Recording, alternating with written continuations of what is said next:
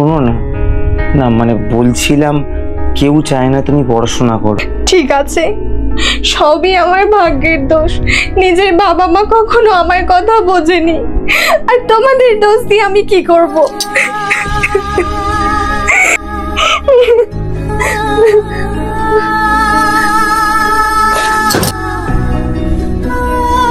বৌমা উঠে বসো, দুধটা খেয়ে নাও।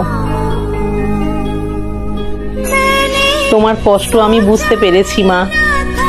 তুমি যদি আমার নিজের মেয়ে হতে তাহলে কারোর কোনো কথায় হয়তো কান দিতাম না। মায়ের কথা শুনে আমি বড্ড বড় ভুল করে ফেলেছি। যা হওয়ার তা তো হয়ে গেছে মা, তুই আমাকে ক্ষমা করে দিতে পারবি না? মা এইভাবে বলবেন না। আজ থেকে শুধু আমাদের একটাই পরিচয়, আমি তোর মা আর তুই আমার মেয়ে। দেখে শুনে মেয়ে না আনলে কি হয় একবার দেখ। ছেলের বিয়ে দিলি একটা রুগ্ন মেয়ের সঙ্গে। আর একটা কথাও তুমি বলবে না, খারাপ লাগছে তাও বলছি। দোহাই, অনেকদিন তো হলো, এবার নিজের বাড়ি যাও, আমাদের একটু শান্তিতে থাকতে দাও। নিজের ভালো পাগলেও বোঝে, শুধু তোরা বুঝতে চাইছিস না।